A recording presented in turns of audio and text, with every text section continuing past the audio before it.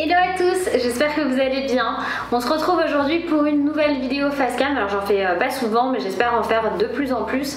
Et c'est une vidéo qui m'a été assez demandée. Je vous ai fait un petit sondage sur Instagram pour savoir si ça vous intéressait réellement et vous m'avez toutes répondu oui. C'est donc une vidéo sur mon premier trimestre de grossesse.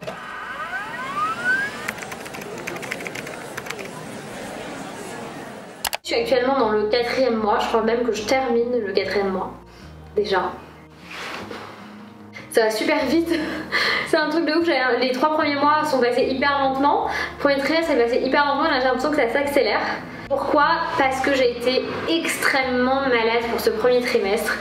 Je n'avais pas été malade de la même façon pour Eliora.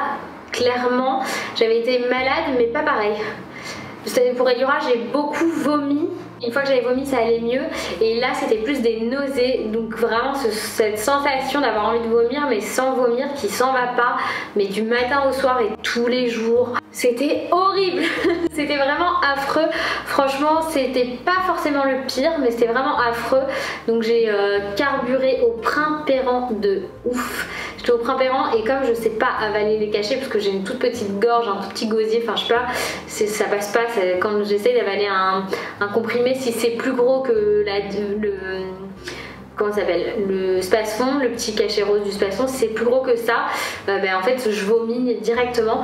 Donc je prends un truc hyper glamour les gars, des suppositoires, comme quand on était enfant. J'ai carburé pendant pratiquement 4 mois au Primperan en suppositoire. Le Doliprane c'est le même combat, c'est suppositoire, mais le Doliprane j'en ai pas beaucoup besoin. Je m'en suis servi un peu quand je faisais mes migraines hormonales. Alors ça vous l'avez aussi un peu vécu avec moi. Pourquoi? Parce que j'étais dans l'incapacité de faire quoi que ce soit, mais vraiment dans l'incapacité. J'ai reporté pas mal de boulot dans ces moments là parce que c'était hyper douloureux. Ça accentuait encore plus mes nausées. Je pouvais rien faire du tout à part être allongée dans le noir. J'arrivais même pas à dormir tellement j'avais mal. Ah mais ça, si vous êtes migraineuse, vous faites x10 000 sur vos pires migraines et vous avez les migraines hormonales.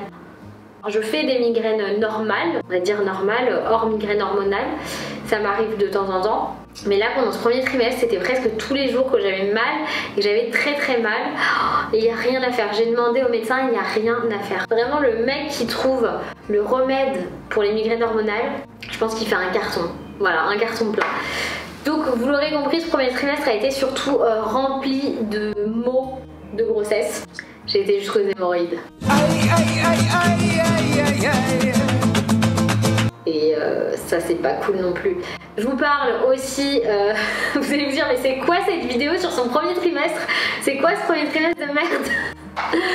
Je pensais que cette fois j'allais avoir une grossesse genre idyllique, géniale, parce que pour Eliora ça avait été un peu comme ça déjà. Mais en fait c'est puissance 1000 d'Eliora. Je fais partie de ces femmes où leur corps ne supporte pas la grossesse tout simplement. Je le prends en rigolant et je le prends avec le sourire. Pourquoi? Parce que après tout c'est un mal pour un bien. Même s'il faut s'avouer sur le moment c'est très dur de prendre du recul et de se dire oui non mais... Voilà, sur le moment, t'as juste envie de te taper la tête contre les murs, de rester au-dessus des chiottes en te disant pourvu que je vomisse que ça passe. Vraiment, il y a... J'ai quasiment rien pu faire pendant 3 mois. Vraiment. Il y a plein de trucs que j'ai annulés. Je devais partir à Londres avec Laure, Zozo Mum et tout. J'ai dû annuler parce que c'était pas possible. Je vous en parle de cette fatigue. Attendez.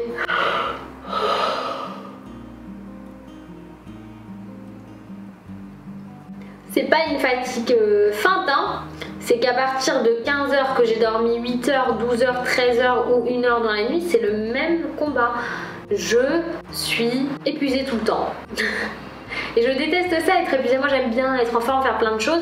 Je continue à faire beaucoup de choses. D'ailleurs j'essaye d'éviter de ne rien faire. Même si tous les médecins me disent qu'il faut que je ralentisse, j'ai pas vraiment envie. Oui, je parle beaucoup avec mes mains. Alors si ça vous dérange, écoutez. Ne regardez pas, juste écoutez. J'ai vraiment, les médecins me disent de baisser vraiment mon rythme et tout ça, mais c'est vrai que j'ai pas spécialement envie, sinon je m'ennuie rapidement.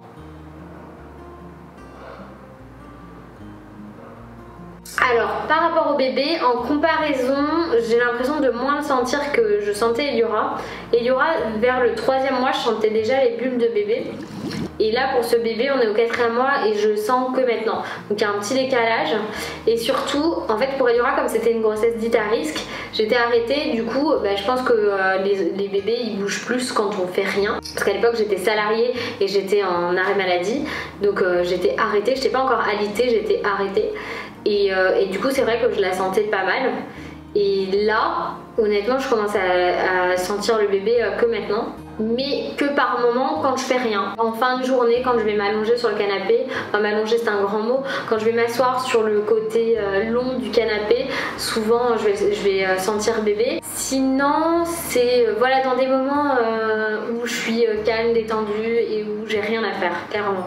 Parce que quand je suis en train de bosser, quand je suis en train de faire un truc, je sens pas le bébé. Il y a une semaine où j'ai fait tellement de choses que je le sentais et qu'après pendant une semaine je le sentais plus du tout. Et du coup c'est là où j'ai été aux urgences parce que j'avais très mal du ça et c'est là où on m'a dit maintenant faut arrêter. D'ailleurs j'avais eu une manipulation de l'utérus, franchement elle m'a même pas dit ce qu'elle faisait. Elle m'a pas dit ce qu'elle me faisait. Je suis allée aux urgences, elle m'a fait une manipulation. Même ma gynécologue quand j'en ai parlé, mon obstétricienne quand j'en ai parlé, elle m'a dit je sais pas ce qu'elle vous a fait. Alors peut-être que j'avais le col inversé et qu'elle me l'a mis bien. Tout ce que je sais c'est qu'après ça allait mieux et que je ressentais le bébé. Et pour moi c'est le principal. Bon ça fait super mal. Qu'est-ce qu'il y a eu d'autre dans ce premier trimestre? Mais c'est assez drôle en fait parce que c'est ridicule. La grossesse c'est pas une maladie, hein. Ça c'est un truc que Loïs me répète souvent. Mais le problème de la grossesse c'est qu'elle a les mots de maladie. Voilà. Enfin pas pour tout le monde. J'ai des copines pour qui ça se passe super bien, que c'est super facile. J'ai ma mère qui me dit ma pauvre chérie, moi quand j'étais enceinte de ton frère et de toi, rien du tout, nickel. Moi j'ai vu ma belle-sœur faire de la gym tous les jours, du sport tous les jours quand elle était enceinte et ça allait très bien. Les médecins ils me font des échos, ils me disent que le bébé va très bien et tout ça, mais que je ne peux pas faire de sport, que je ne peux pas faire trop de voitures. Et déjà quand on est descendu là à Marseille j'en ai fait beaucoup et j'ai même fait du bateau. Quand j'ai dit ça à mon obstétricienne elle m'a dit what, il faut pas déconner. Mais oui mais en même temps j'ai envie de vivre aussi et c'est peut-être la chose aussi qui est différente. Je prends soin évidemment de ce bébé comme j'ai pris soin d'Eliora quand je la portais, mais pour Eliora j'avais interdiction de tout. Et là on me dit juste fais attention. Je ne vais pas pousser, par exemple j'ai fait qu'une fois du bateau. Et alors que j'avais la possibilité de retourner le lendemain en sortie bateau, j'ai dit non, là je sens ça va pas le faire. Et sachant que en plus mon oncle il sait que je suis enceinte, hein, c'est-à-dire que ça se voit bien maintenant. Et ben il a fait très attention. Sinon il y a un truc aussi, c'est que je suis pas immunisée ni contre la toxo ni contre la rubéole. Ça clairement la rubéole je sais pas trop ce que ça peut faire. J'ai été vaccinée hein, mais je suis pas immunisée. Ma mère c'est pareil, ça a pas marché le vaccin sur elle. Elle l'a fait 2 fois je crois elle. Mais pareil, c'est un truc genre... Mais je pense que si on n'est pas immunisé et qu'on a fait les vaccins, je pense qu'on peut pas trop le choper, enfin c'est ce que je me dis. Vous avez compris? Donc à ce niveau-là, la toxo c'est super relou, il y a plein de choses qu'on ne peut pas manger. Tout ce que j'aime je peux pas le manger déjà. Pardon. Tout ce que j'aime je peux pas le manger. J'ai apparemment beaucoup de flics sur YouTube et Instagram qui vont regarder tout ce que je mange et me dire ce que je peux ou ce que je peux pas. C'est très drôle. Je sais qu'il y en a ça part d'une bonne intention mais je suis au courant hein. Si je mange un truc et que vous pensez que je peux pas en fait, mais je me suis renseignée avant, c'est que je peux. Je sais pas si vous avez tout suivi, mais du coup, mais il va me laisser tranquille celui-là. Voilà. Il y a des donneurs de leçons partout, vous ne laissez pas faire. Si vous êtes enceinte, vous savez ce que vous faites. Et si vous ne savez pas, renseignez-vous auprès de votre médecin. Il n'y a pas mieux que votre médecin. C'est vrai que moi je suis bien renseignée auprès de mon médecin et c'est ma 2e grossesse et j'étais déjà pas immunisée contre la toxo. De toute façon je crois que ça peut pas se faire dans l'autre sens. Je peux pas être immunisée après. Non. Prise de poids, je ne me suis pas pesée. Je me suis pesée une fois. En vrai pour être tout à fait honnête, je me suis pesée une fois. Il y a Loïs qui arrive. J'attends qu'il ferme la porte. Et qu'il fasse pas de bruit. Je me suis pesée une fois et j'avais pris qu'un kilo. Donc à partir de là, j'ai dit je me baisse pas. Hier, mon obstétricienne... Me regarde pas comme ça chérie. Hier, mon obstétricienne, elle m'a proposé de me peser, je lui ai dit non, elle m'a demandé si j'étais certaine, je lui ai dit oui, clairement je suis certaine. J'ai pas envie de me prendre la tête avec ça, vous n'êtes pas obligé de vous peser, hein. Faut savoir, hein. Il y a aujourd'hui, enfin je me rends compte par rapport à la grossesse que j'ai eu d'Eliora, où c'était ma première grossesse, où j'étais pas vraiment entourée, j'avais pas vraiment de copine enceinte, où j'étais pas vraiment dans le milieu de la maternité, même si j'ai toujours adoré les enfants, et ben on m'a forcé à faire des choses enfin franchement on me forcera plus jamais à faire ce genre de choses. Donc déjà à me peser à chaque rendez-vous et à faire un commentaire sur mon poids. Sachez qu'il y a... c'est fait. Jamais je vais y arriver. Il y a des médecins qui abusent. Même si j'accuse pas tous les médecins. Moi le médecin que j'avais, il a vraiment abusé sur mon poids et il faisait surtout des commentaires très désagréables pour me faire pleurer à chaque fois. Il prenait un malin plaisir à me faire pleurer à chaque fois que j'allais le voir. Moi j'en avais marre, enfin je voulais... Et en plus je le payais une blinde, lui laissez tomber. Franchement c'est pas parce que vous payez un médecin cher qu'il est bien. Moi la preuve, il est même pas venu à mon accouchement le mec. T'es en vacances.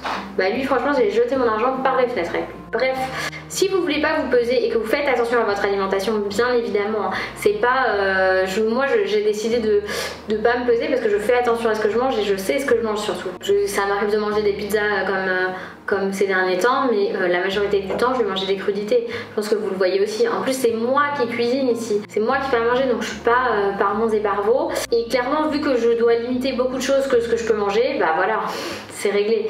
L'un dans l'autre, je n'ai pas besoin de me peser, je fais attention et je le ressens aussi par rapport à Eliora où je prends moins que ce que je prenais par rapport à Eliora parce que je bouge beaucoup. Puis là on est dans l'après-midi, on est en fin de journée, quel après-midi? On est en fin de journée, donc du coup le ventre il a tendance à prendre à s'étaler, je sais pas comment on dit, mais c'est vrai qu'en fin de journée il est plus gros que le matin. Le matin il est léger et en fin de journée il est un peu plus gros. Qu'est-ce que je peux vous dire d'autre sur ce premier trimestre? Ça a été le trimestre de l'enfer honnêtement et ça a duré là jusqu'à maintenant, jusqu'au 4e mois. Ça a été un trimestre qui a duré 4 mois. Voilà, chez moi c'est un trimestre de 4 mois. Ouais, j'ai jamais été forte pour les calculs. Du coup, voilà les douleurs ligamentaires, les douleurs que vous avez dans le bas du ventre, au niveau du pubis, sous le ventre, tout ça. Ça peut s'apparenter à des douleurs de règles, mais franchement ça fait plus mal je trouve que des douleurs de règles. Après, moi j'ai un peu mal pour mes règles, j'ai pas super mal, j'ai un peu mal, j'ai mal quand même, mais bon. Différemment, pas autant. Ça fait un peu comme des coups d'électricité dans le bas du ventre, j'ai envie de vous dire. C'est pas grave, en fait c'est tout à fait normal, simplement ben voilà, l'utérus qui s'étire, le bébé qui prend ses aises, j'ai envie de vous dire. Donc voilà, ça fait mal mais c'est largement supportable. Le truc que j'ai du mal, c'est que je me rends compte que je peux pas stationner debout. Si je dois faire la queue dans un magasin ou un truc comme ça, bah ça j'ai du mal. Ça j'ai plus de mal que marcher, enfin j'avoue. Par contre je suis essoufflée tout le temps. Marcher ça va mais faut pas trop quoi, faut s'arrêter. Je vous dis mon corps il kiffe pas du tout parce que moi je suis une marcheuse, j'ai pas le permis vous savez et je marche, j'adore marcher mais là j'ai beaucoup de mal. C'est pas moi psychologiquement, c'est mon corps. En fait mon corps et ma tête sont deux éléments distincts maintenant parce que mon corps lui s'occupe de créer la vie les gars. C'est quand même un truc ouf. La chance qu'on a quand on attend un enfant c'est ça, c'est qu'on est en train de créer la vie. Ce premier trimestre c'est la tête d'un côté, le corps de l'autre. C'est un peu comme ça que je fonctionne quand il y a un truc qui va pas de toute façon. Je me soigne. Je me soigne avec mes suppositoires. Avec mon Spasfon que je prends surtout en fin de journée parce que quand j'ai beaucoup bougé et tout ça c'est vrai que j'en ai besoin. Voilà un peu pour tout ce trimestre. Je ne prends pas de vitamines, elle m'en a conseillé mais je peux pas aller les cacher et j'en ai pas trouvé sous d'autres formes. Je devrais prendre plus de magnésium même si j'ai pas de carence. Elle m'avait conseillé de prendre du magnésium pour tout ce qui est nausée et tout ça mais j'en ai pris une fois et ça a été pire après. C'est pareil pour... elle m'avait donné de l'acide folique ou un truc comme ça, je sais plus ce que c'est. Je sais plus comment ça s'appelle, je crois que c'est ça. Ça m'avait rendu encore plus malade et c'est quand j'étais à New York, au tout début je prenais et j'étais encore plus malade et avec le décalage c'était un enfer. J'adore New York, c'est ma ville de rêve, mais là avec l'acide folique et le début de grossesse, c'était... Waouh. J'étais enceinte de 3 semaines quand j'étais à New York. pour vous dire, 3 ou 4 semaines. Je suis contente que ça se soit derrière moi. Je suis contente d'avoir mon ventre qui est sorti aussi plus rapidement parce que comme ça on prend moins la tête. Honnêtement, je sais qu'il y en a qui comprennent pas mon ventre, bah c'est mon deuxième enfant donc il sort, c'est tout, hein. Je peux rien y faire. Hein. Il est pas si gros que ça, hein. C'est juste qu'il ressort. Moi je suis quelqu'un, la caméra ça me grossit vachement. Déjà en règle générale ça grossit les gens. Et alors moi, laisse tomber. Le premier truc qu'on me dit quand on me rencontre dans la rue, mais en fait t'es pas grosse du tout quoi, t'es fine. Ah ouais, ça va. Enfin là je suis plus fine hein, maintenant, soyons honnêtes. 2 secondes. Mais ouais je me rappelle là il y a pas longtemps il y a une abonnée qui était en voiture qui est passée à côté de moi, qui s'est arrêtée, qui a ouvert sa tête, qui m'a dit ah coucou je te suis sur YouTube mais en fait t'es vachement fine. Et donc vous avez peut-être l'impression que le ventre est plus gros qu'il n'est en réalité, mais non il est tout à fait normal. Elle a mesuré hier, la gynéco elle m'a dit que mon ventre était tout à fait normal. J'espère que cette petite vidéo vous a plu. Je vous fais un petit récap. Je vous ai fait un petit récap de tout en accéléré bien évidemment parce que je préfère répondre à vos questions particulières en commentaire. Mettez un petit pouce bleu pour m'encourager, hein, franchement c'est clair. Surtout si vous voulez d'autres face cam sur cette thématique, le pouce bleu plus le commentaire pour me dire ce que vous voulez. Hein. On va faire un petit combo comme ça. On va essayer de puncher vers le haut les vues avec le référencement grâce à tout ça parce que c'est comme ça que YouTube fonctionne. Je connais personne qui fait des vidéos sur YouTube pour qu'on les regarde pas, soyons honnêtes 2 secondes. N'hésitez pas avec vos questions. Moi j'aimerais bien développer plus de face cam. J'ai une vidéo que j'aimerais vous faire qui n'a rien à voir avec la maternité ou tout ça mais plus comme je vous avais fait un peu sur le bonheur, c'est une autre vidéo. Voilà. C'était tout pour le moment. Moi je vous fais plein de gros bisous et je vous dis à très vite dans une prochaine vidéo. Bye bye.